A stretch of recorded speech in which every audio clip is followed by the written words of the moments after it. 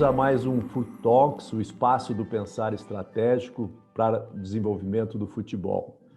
Com muita alegria que a gente tem hoje aqui a presença do professor Hélio Carrapeta, um velho amigo e um especialista em ciências do esporte, tem uma vida realmente bastante intensa, imersa no futebol, no esporte de uma forma geral, e é com muita alegria, viu, Hélio, que a gente traz você aqui. Muito obrigado por ter aceito o convite e seja bem-vindo.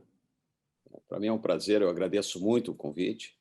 Eu agradeço poder estar conversando com vocês, voltar a ter um encontro contigo. Tu sabe que tu foste um inspirador na minha carreira dentro do futebol e és um inspirador aos meus pensamentos relacionados à gestão de treinamento, gestão de pessoas, gestão de grupos dentro do futebol.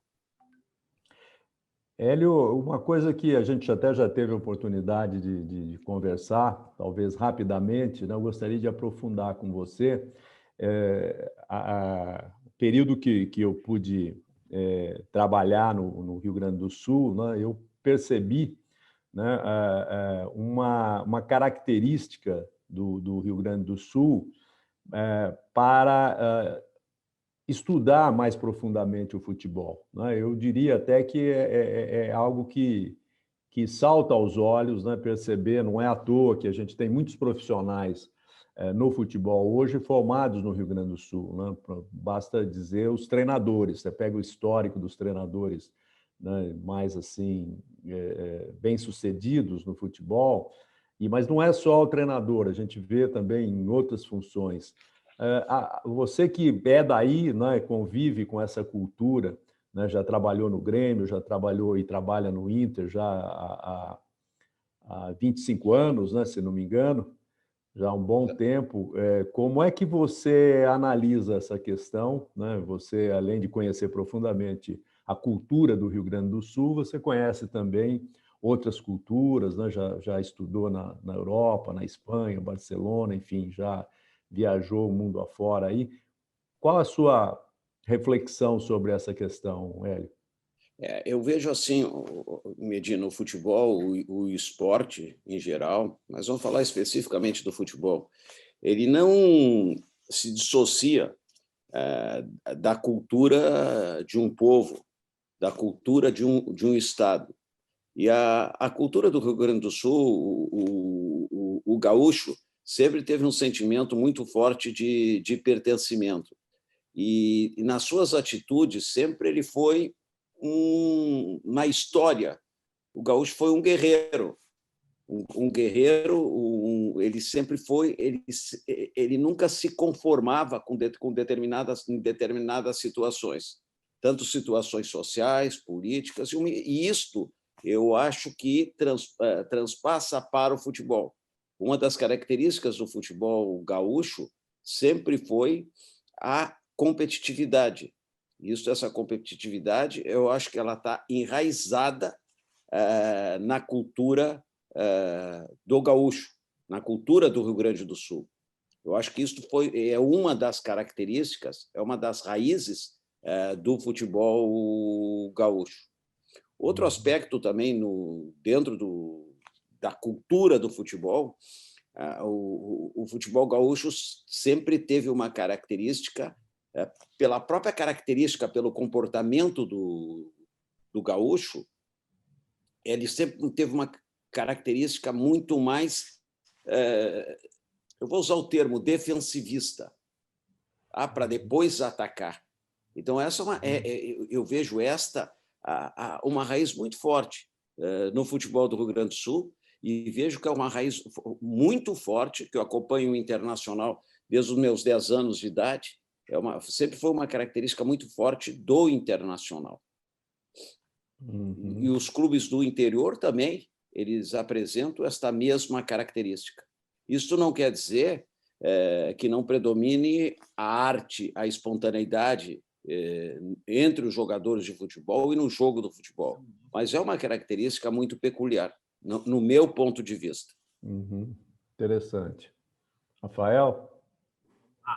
Bom, Hélio, a gente discute aqui na Universidade de Futebol um tema com uma certa frequência, que é essa robotização aí das categorias de base, né? Crianças ou adolescentes que estão sendo treinados e cujos treinadores estão pensando muito em tática, em preparação física. Você, por tudo que eu já li sobre a sua função, suas atividades, você tem uma visão bem sistêmica que vai muito além aí da preparação física. Como é que você vê isso, Hélio? Rafael, eu já pensava e já tinha escrito muito sobre isso. Agora, mais do que nunca, eu terminei há um mês atrás o curso de Neurociência e Comportamento. E cada vez mais a ciência em si ela já fundamenta a importância da criança ter, dentro do seu processo de desenvolvimento, a espontaneidade, a criatividade. Então, a criatividade, em primeiro lugar, tu tem que trabalhar a tua estrutura mental, o teu cérebro, para te gostar de algo. Então, para gostar de algo, a primeira coisa, tu tem que ter um sentimento de pertencimento, tem que te pertencer a algo. Para pertencer a algo, o professor, o treinador, ele tem que facilitar um processo de ensino-aprendizagem que passe a desencadear a motivação. Ele desencadeia a motivação. E, ao mesmo tempo que desencadear a motivação, tu tem que dar a liberdade. Então, as regras elas devem ter uma certa flexibilidade. E o importante é viver o movimento. Quanto mais tu viveres o movimento e quanto menor forem os mecanismos de interferência, melhor vai ser o desenvolvimento da criança. Agora eu vou te colocar num aspecto um pouquinho mais científico. O que acontece com a interferência? Determinados mecanismos de interferência, de intervenção, eles podem colocar medo ou pode restringir o movimento, restringir a ação. E estas intervenções, elas ficam numa zona do cérebro que se chama, próximo das amígdalas, que elas controlam as emoções negativas. E muitas vezes essas emoções negativas, elas vão interferir num processo de automatização nos gânglios basais do movimento. Independente disto, tu faz, naquele momento também, a criança, o jovem, a pensar, a ter medo. O mesmo, determinados padrões, vamos supor, de movimento que tu exige para a criança, no futebol, não existe padrões de movimento, modelos de padrões de movimento. Cada um tem seus movimentos espontâneos. Não tem um padrão mecânico de movimento. O outro aspecto também, se nós observarmos a riqueza do futebol, ontem eu estava assistindo o voleibol. Tu vê que no voleibol o jogador tem uma biotipologia, tem uma altura que predomina e tem um outro componente físico que é a força de salto, a potência de salto. No futebol, se tu observar, não tem nenhum componente físico que vai diferenciar um jogador do outro.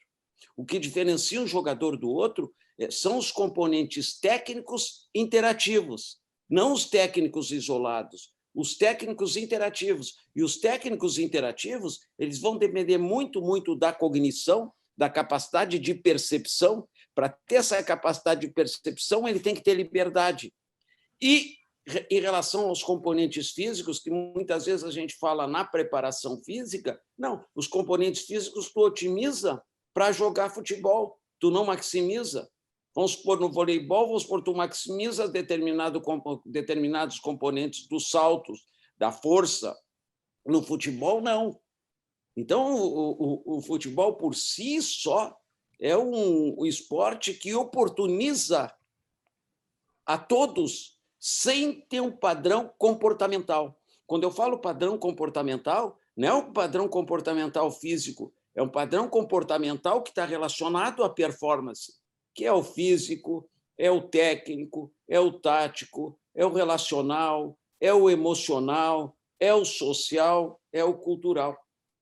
Então, o próprio Guardiola, que hoje fala-se muito no Guardiola, nas suas entrevistas, em vários momentos, ele diz o seguinte: como deve formar uma criança? Deixar jogar.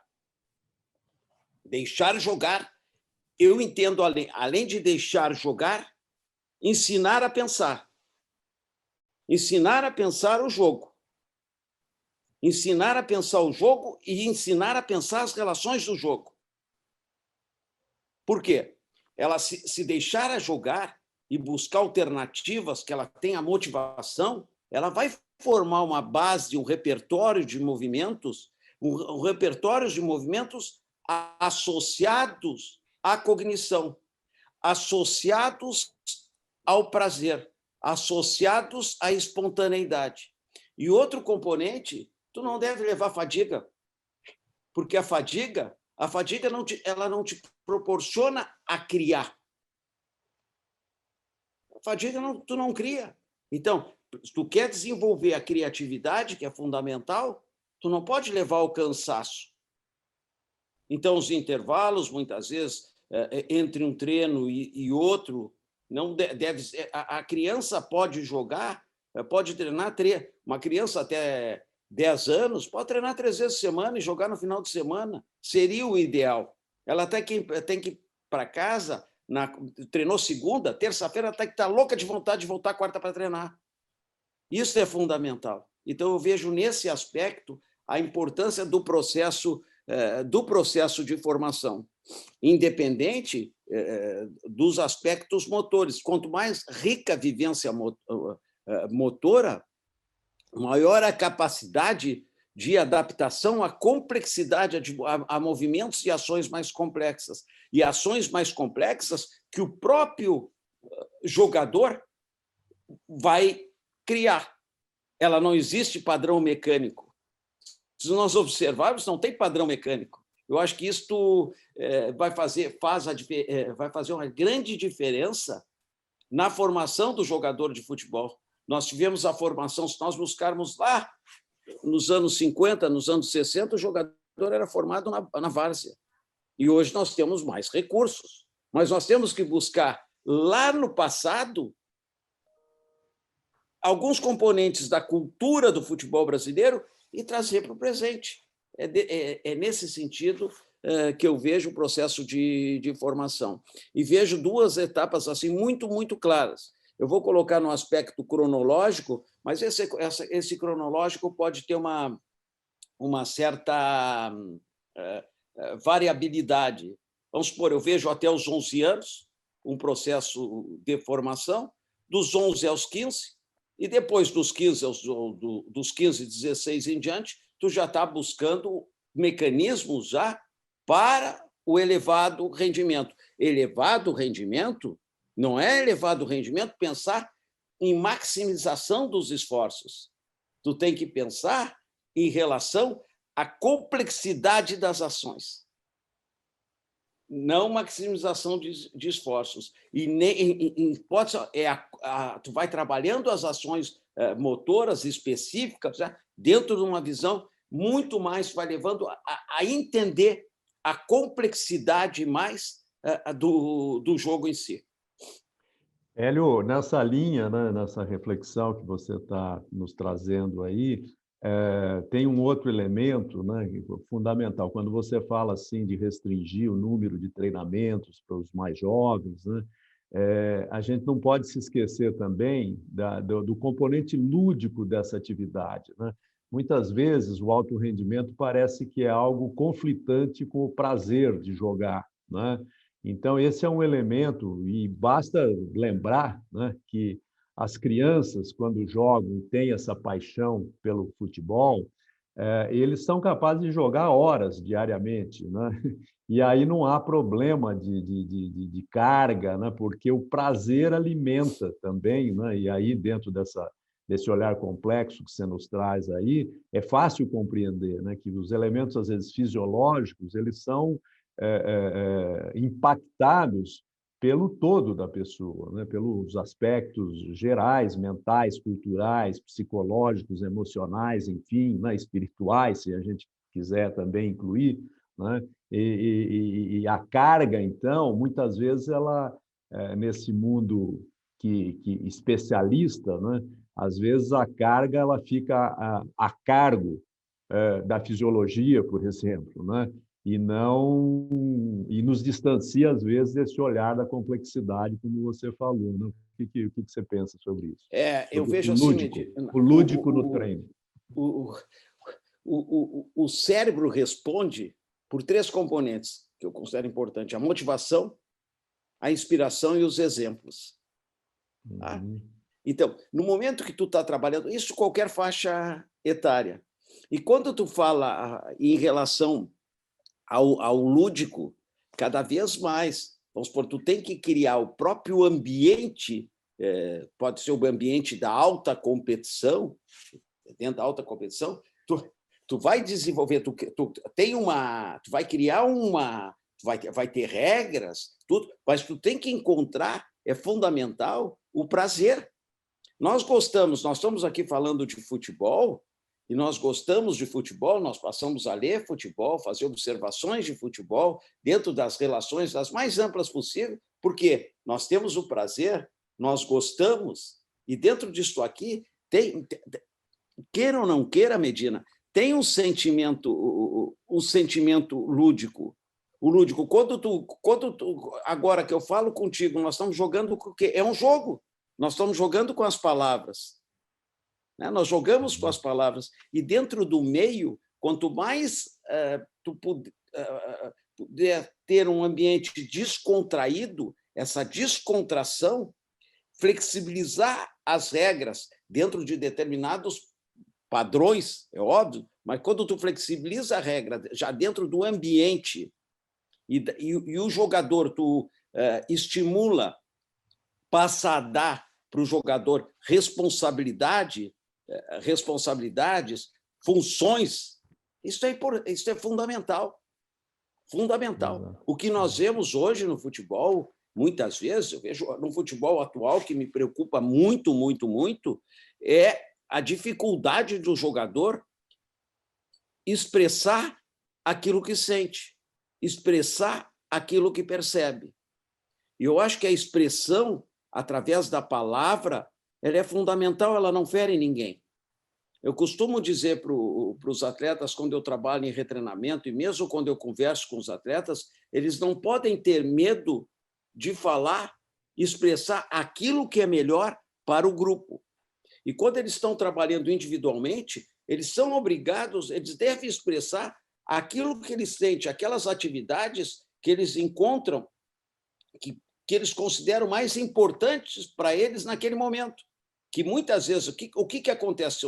Se nós sabemos dessas atividades, nós podemos conjugar para ele encontrar uma melhor adaptação, ele encontrar um melhor prazer e ele ter uma melhor evolução. Agora, se o jogador não expressa, ele tem dificuldade de expressão, aí, quando a gente fala interação, aí não existe a interação. Então, ele tem que ter a liberdade de expressão. Agora, há pouco tempo, eu falava para os jogadores, por que vocês não expressam aquilo que vocês sentem? Por que vocês não expressam aquilo que vocês têm dificuldade? Então, muitas vezes se reunir num grupinho, entre 2, 3, para falar alguma coisa. Não, se reúnem o grupo como um todo, falo para o treinador, ou falo para o preparador físico, ou falo para o diretor. Isto, nós temos que cortar, perder este medo de expressar os nossos sentimentos que visam o quê? Uma melhor performance coletiva, visam o quê? A minha melhor performance individual, visam o quê? Melhorar minha mobilidade dentro do meu ambiente. eu poder crescer dentro do meu ambiente. Isso tu não tem. Então, as pessoas enxergam isso como que é feio, que vai ficar maculado dentro do grupo. Não existe. Eu acho que Hélio, às vezes o próprio ambiente ele é repressivo, né? Ele impede as pessoas de se expressarem, né? De medo de uma punição, de uma retaliação, sutil ou explícita, às vezes. Você não acha? Mas eu acho, Medina, que isso está muito relacionado ao processo de formação. Eu tenho assim eu acho que muito eu aprendi contigo dentro do nosso convívio, que nós podíamos nos expressar, inclusive em relação ao contraditório, e não existia censura dentro do contraditório. O contraditório é importante. O contraditório não significa que aquela tua ideia não tenha valor. Aquela ideia o que pode nos ter faz valor crescer, para um né, outro Hélio? momento. É Exatamente. o conflito e a contradição que nos faz crescer. Exatamente. Então, eu costumo dizer assim, ó, eu acredito na hierarquia, Medina. Acredito muito na hierarquia, mas eu acho que as relações elas têm que se dar em horizontalidade. Isso eu comentava muito com o Tite, meu querido amigo, aqui no Inter. Tite, o importante, escuta todos, porque tu vai sempre, as ideias, em geral, são importantes, conjuga e toma decisão. Porque a hierarquia, dentro de uma organização, ela é fundamental para as tomadas de decisões. Agora, as relações têm que se dar num nível de horizontalidade. E agora, a estrutura da instituição ela deve se dar num nível de verticalidade, no meu ponto de vista. Eu falo em termos de gestão, de comportamento organizacional. Você conta uma passagem da sua vida aí que foi em Barcelona, que foi muito relevante aí na sua carreira, pelo que eu já li. Nos últimos anos, você tem passado aí por várias comissões técnicas estrangeiras no Inter. Como é que você vê a relevância desse intercâmbio aí? O que você tira de positivo aí nessas relações? Eu acho que o intercâmbio sempre é positivo, qualquer área. Quando tu vem um intercâmbio com culturas diferentes, eu acho que é extremamente positivo. Eu acho que o intercâmbio nos faz crescer. Eu fui para Barcelona, foi o momento onde, na minha vida relacionada ao meu pensamento e na minha vida profissional, eu quebrei um paradigma. Eu vinha de uma visão, já que tu tocou no Barcelona, eu vinha de uma visão extremamente positivista, tecnicista, e uma visão assim muito de autossuficiência, porque eu trabalhava com atletismo num determinado momento e tinha uma visão em cima de resultado, de alto rendimento. Eu levei um atleta para ir para a Olimpíada, meu sonho era ter um atleta no pódio olímpico, andei pela Europa toda com ele, chegou em Turino, ele não conseguiu o resultado, eu tive uma frustração muito grande, o resultado para participar da Olimpíada de Barcelona, e tivemos um atrito muito grande, morava na minha casa, e ele, 6 meses depois, ele ganha com um tempo igual, praticamente correndo, o tempo do coreano que ganhou a maratona de Barcelona, ele ganha a maratona pós-olímpica. Mas, naquele momento, eu tinha uma visão muito, muito tecnicista. E eu tive uma orientação, tive 2 orientadores, um Alejandro Santos, que foi considerado um dos pais da cibernética do humano, e eu tive uma formação com as teorias da complexidade em 1994, a teoria do conjunto difuso, a teoria sistêmica, a teoria cibernética, a teoria do caos e outras teorias, nós passamos a estudar naquele momento. E aquilo ali mudou totalmente a minha maneira de pensar e, gradativamente, eu fui modificando minhas ações pedagógicas. E, se eu olhar para trás, eu vou verificar quantos erros eu cometi com base nessa visão mais reducionista. E hoje eu tenho muita dificuldade de entender uma parte sem entender o todo. Muitas vezes, uma atitude de um atleta, eu não posso tomar aquela atitude, olhar aquela atitude num determinado momento de uma forma reduzida. só por aquela atitude. Aquela atitude ela está linkada a um contexto, muitas vezes a um contexto familiar, a um momento que ele está vivendo emocionalmente, que não é um momento bom, e uma série de outros conflitos que pode estar envolvendo esse atleta nesse momento. Então, isso me faz pensar, e hoje eu acredito muito, muito mais no diálogo, estimular o indivíduo ao diálogo interno e estabelecer também o diálogo externo.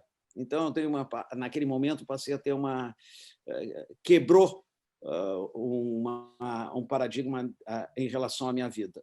E nesse período mesmo, quando eu volto para o Brasil, eu trabalhei no Grêmio, depois eu passei por uma entrevista com Medina, e esse momento também me ajudou muito a crescer a partir de 1996, onde eu passei a conviver com o João Paulo Medina e discutir, refletir muito, muito sobre o futebol. Eu cheguei a pegar uma época no futebol que eu fui convidado para trabalhar no time do Nordeste, fui ao Nordeste, eu não vou citar o nome, e o preparador físico seria o supervisor, e eu tinha jogadores que eram meus amigos, e eu teria que aplicar glucoenergan antes dos jogos e em determinados momentos do treino. Tinha um guarda-roupa com várias caixas de glucoenergan, uma seringa. Eu disse: isso eu não quero para mim. Eu era jovem, mas já tinha feito estágio na Europa e vinha com uma outra visão. Eu não quis aquilo para mim. Então, para ver assim o que predominava, vamos supor, naquela cultura do futebol. Aí, quando venho para o Brasil, eu tinha feito estágio no Barcelona, acompanhei na época acompanhei o trabalho do Cruyff, o trabalho das categorias de base, fiz o doutorado, vim para o Brasil e, em seguida, tive a felicidade, a sorte de ter sido contratado aqui através de uma entrevista com o Medina e poder conviver com o João Paulo Medina. Isso eu não estou dizendo, isso não é uma ação demagógica, é uma ação, o que eu estou falando é uma expressão extremamente verdadeira, não é nada de demagogia, foi a realidade, a minha realidade eu não posso negar. Então, não é Legal. demagogia, não é com isso aqui eu quero... Não, é uma verdade, então a verdade tem que ser dita. Está declarando que é meu amigo, né, Hélio? Mas não é por isso, não. Muitas vezes os amigos a gente não fala certas coisas também. Tá certo. Hélio, eu acabei de ler esse livro aqui, que acho que você conhece, né? Sim. É um livro muito interessante. Eu fiquei muito feliz, né, de ver, assim, já via nos outros livros seus, mas nesse em especial eu vi uma preocupação bastante grande em tratar da complexidade, né, e das questões das incertezas do jogo, né? O próprio título do livro, né? Futebol, Gestão por Competências, o jogo do imponderável, né? Como é fazer ciência, né, num mundo de tanta incerteza, né, onde a gente não tem realmente... a gente não pode taxar nada como, nem na própria ciência, né, a gente pode taxar que isso é definitivamente verdadeiro, né, porque a própria ciência ela se reconstitui, se recicla, se atualiza, né? Como é ver o futebol nessa perspectiva da complexidade? Essa seria a nossa assim, a última questão para você fazer o fechamento dessas reflexões bastante Medina, interessantes. O futebol, no meu ver, não é científico. O futebol tem uma lógica que ela não tem uma lógica própria. O futebol é um jogo onde predomina o quê? A incerteza, o imponderável, a própria estrutura do futebol, o próprio jogo do futebol. Tu joga a parte do corpo relacionada às mãos, tu joga com os pés. A motricidade dos pés é pobre. Além de tu jogar com os pés, tu tem que te deslocar com os pés no futebol. Então, tu começa aí a complexidade do jogo. Independente disso, tu joga em terrenos diferentes, com climas diferentes, com vento, com chuva, com neve. É toda uma situação totalmente diferente. O que nós nos valemos em relação à ciência, hoje, vamos supor assim, tu utiliza a ciência, as diversas áreas utilizam a ciência. Mas tu utilizares a ciência, as teorias científicas, tal e qual elas foram expressas, tu vai quebrar a cara.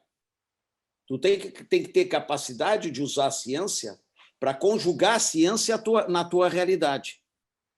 Porque os próprios pesquisadores, os próprios cientistas, hoje tu tem um experimento, tu divulga esse experimento, tu prova esse experimento, já tem outros cientistas trabalhando no mesmo lado para descomprovar esse experimento.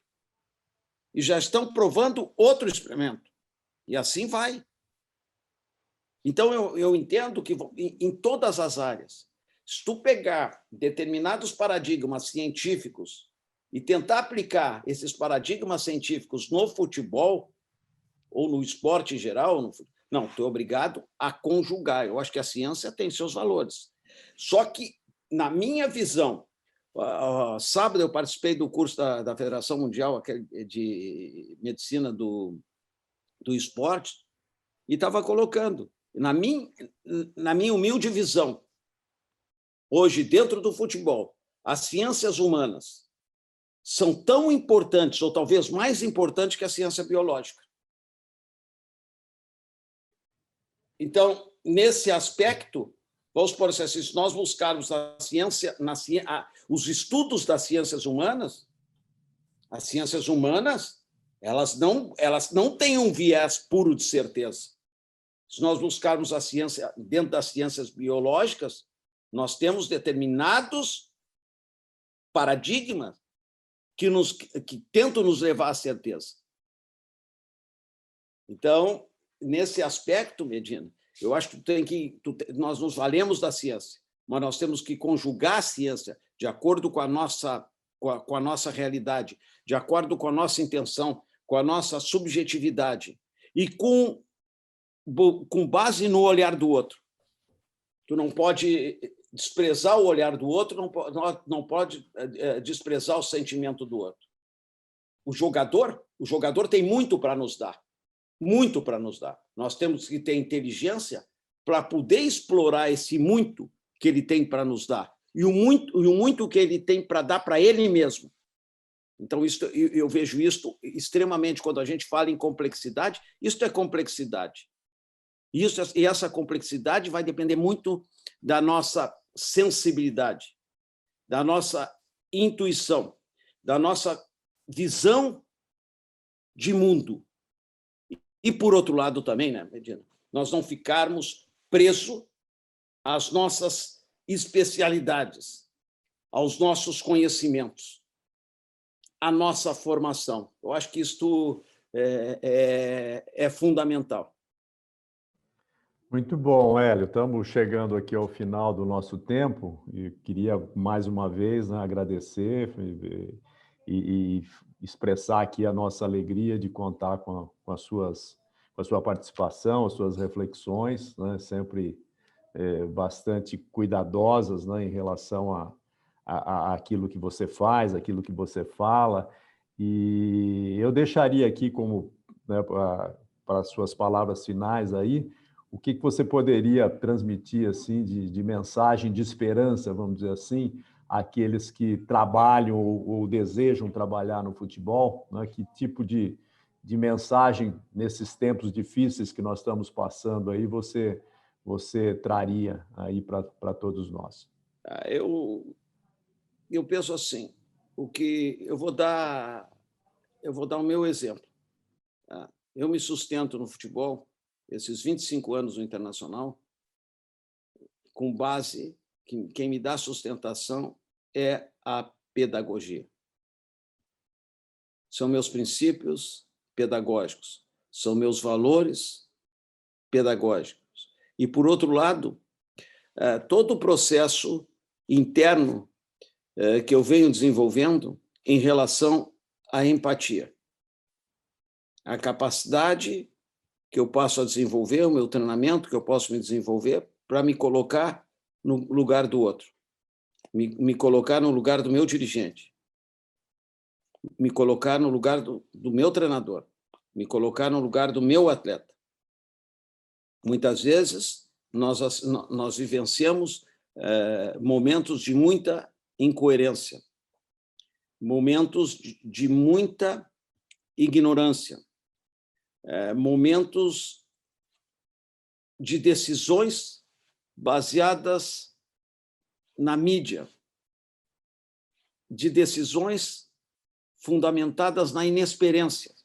Então, nós temos que ter humildade justamente para poder colocar as nossas ideias e nossos princípios, tá, vencendo estas arestas de adversidades, que vão ocorrer sempre nesse meio. Então, eu vejo o conselho que eu dou, eu acho, busquem cada vez mais uma fundamentação pedagógica, mas uma prática pedagógica. Não fique puramente na teoria. Busque uma prática pedagógica. E, dentro dessa prática pedagógica, procure sentir, que o sentimento ele é muito importante. Não é a prática pela prática. Procure sentir, procure viver. Sentir, viver, eu acho que isto é fundamental. E ter humildade, muitas vezes, para, muitas vezes, algumas das nossas convicções poder mudar. Algum dos nossos paradigmas poder mudar. Isso é uma questão de humildade. E ter humildade também para poder escutar. Muitas vezes as pessoas mais simples, elas vão nos dizer coisas muito importantes que muitas vezes vão interferir no caminho das nossas vidas. Muito bom, Hélio. É aquilo que alguns teóricos chamam de praxis, né? Quer dizer, é a prática fundamentada no estudo, né? Na teoria, na fundamentação, né? Conceitual, né? Eu acho que é um pouco isso que você prega e a gente vem pregando aí ao longo dos nossos tempos aí de vivência no futebol. Muito obrigado, Hélio. Muito obrigado mesmo, de coração. Tá? Eu que agradeço poder participar aqui contigo, conhecer o Rafael e desejo muito, muito sucesso na proposta de vocês, da Universidade do Futebol, que os objetivos de vocês sejam alcançados e que continue contribuindo assim desta forma tão efetiva e tão difícil para o desenvolvimento do futebol brasileiro.